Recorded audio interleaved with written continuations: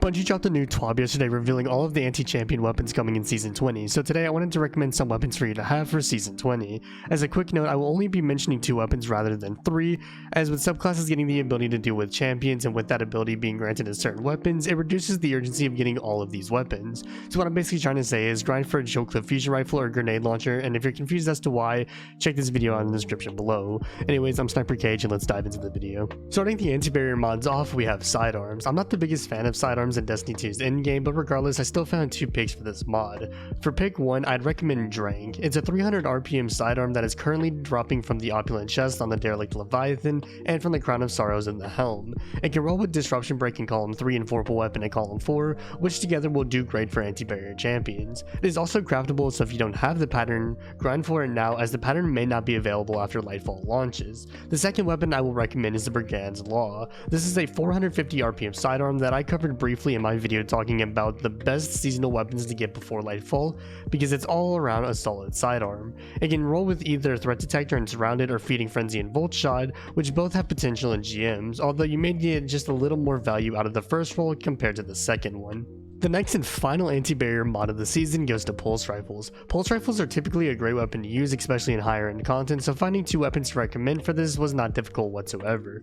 The first Pulse Rifle I'm going to recommend is the Insidious. The Insidious drops from both boss encounters in the Val of the Disciple raid and can come with some great perks. My personal recommendations go to either Stats for All and One for All, which is my go-to, or Rapid Hit and Vorpal Weapon, which would still be a fantastic roll for GM content. Regardless of which roll you get, I'd still recommend grinding or crafting this things, that way you can have the pattern. The second roll I will recommend is the new Purpose Pulse Rifle from Duality. This Pulse Rifle drops from the Keitel encounter within the dungeon and is the only Pulse Rifle in the game to roll with adaptive munitions, which should still be a good perk even with match game being removed in Lightfall. You can pair adaptive munitions with Perpetual Motion for a great roll on the Pulse Rifle, although most perks from column 3 will work well. Moving on to Overload mods, we are going to begin with bows. Bows are typically a solid weapon for Overload, so I have 4 recommendations, but you'll see what I mean in a moment. For the first recommendation, I have Biting Winds from Europa. Biting Winds is a great bow that comes from the mini weapon quest that Varric offers the player, and is relatively easy to farm. I'd highly recommend grinding for the Rapid and Explosive Head on this bow. Now the next recommendation is actually going to be Tiku's Divination, Le Monarch, and Trinity Ghoul. In the past, the 3 exotic bows have performed very well in GM content, and will continue to do so in Season 20. Now I am aware that Le Monarch already has intrinsic overload, so if you want another bow to add to the recommendations, then I'd consider trying Hierarchy of Needs from the Spire of the Watcher dungeon, as it might be great in GM content. Next up, we have Auto Rifles and SMGs. This weapon mod has appeared so much in the past year that at this point it might as well be a permanent mod. Anyways, I'm going to recommend only 1 Auto Rifle and 1 SMG just to give you a fair idea as to what I'd use. For the Auto Rifle, I can't recommend anything more than I can recommend the Sweet Sorrow. The Sweet Sorrow was the first weapon I recommended in the seasonal crafted weapons video, because this weapon is just so damn good. It comes with many great perks that you can easily make work. I've talked about it enough in that video, so if you want to know more, then go check that video out. Otherwise, the roll you should get is Stats for All and One for All for a powerhouse of a weapon.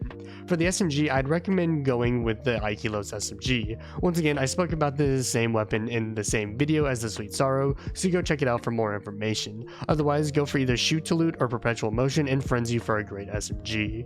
The final Overload mod is a part of the column 5 artifact mod Medieval Champion, which is a 2-in-1 champion mod. The Overload mod it grants goes towards swords, which can be an interesting mod especially with certain GMs. My first recommendation will be for Falling Guillotine. Even though Falling Guillotine is not what it once used to be, it is still a powerhouse of a sword. As of right now, the sword is only available through Xur when he shows up throughout the weekends, which is really unfortunate, but if you have one, then keep it for Season 20. The best roll on it is Relentless Blade and Whirlwind Blade, so keep that roll if you have it. Now, I know that it might suck to not have easy access to the previous sword, which is why I'm choosing to recommend the newly craftable sword, Bequest. Yes, I am unironically recommending the sword.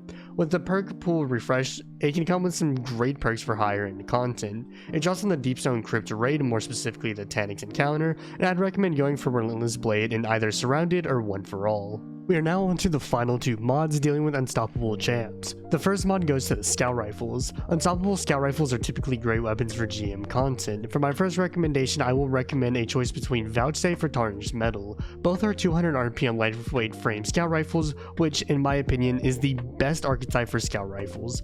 Both also come with insane perk combinations of rapid hit and explosive payload, which is amazing for GM content. Be sure to get either one or both for next season. The second scout I want to recommend is Trustee. Trustee is the raid scout rifle for Deep Zone Crypt and comes with amazing perks for in-game PvE content, with my favorite role being Reconstruction or Rapid Hit, with Redirection, High Impact Reserves, or Focus Fury.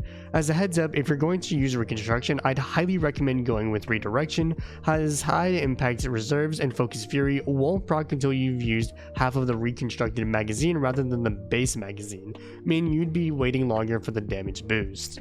The final weapon type to cover on today's list goes to Unstoppable Glaives. Similarly to swords, this glaive perk is being distributed via the Medieval Champion mod, which resides in column 5. Glaives have become a little more popular over the past year, although I'm still not too crazy for them, but regardless, here are my two picks. For the first recommendation, I'd go with the Enigma. This glaive is the first glaive you get access to since it drops during the Witch Queen campaign. It also comes with some great perks like Threat Detector and Frenzy for GM content. The second choice would have to go to Nezarite's Whisper. It drops from the Season of the Haunted seasonal activity, Nightmare Containment, and also from the Crown of Sorrows and the Helm, and has access to perks like Lad from Gold or Genesis and Frenzy. Regardless of which one you choose, it will perform well in GM content. Well, that will wrap up today's video. If you found it helpful, then consider dropping a like and subscribing for more Destiny 2 content dropping every week. If you feel I missed on including a weapon on today's list, then comment it down below for others to see. Also, as a reminder, I know Chillcliff Fusions will be the best all-around champion weapon in Lightfall, but this video was made for those who may not have access to a Chillcliff Fusion rifle. Anyway, if you have any questions regarding this video or others, then be sure to drop a comment or stop by my live streams that happen right here on YouTube. Finally, follow me on all of my social media platforms, all of which will be linked in the description below. With that being said, I'm SniperKH, and I'm out. Good luck with gaming.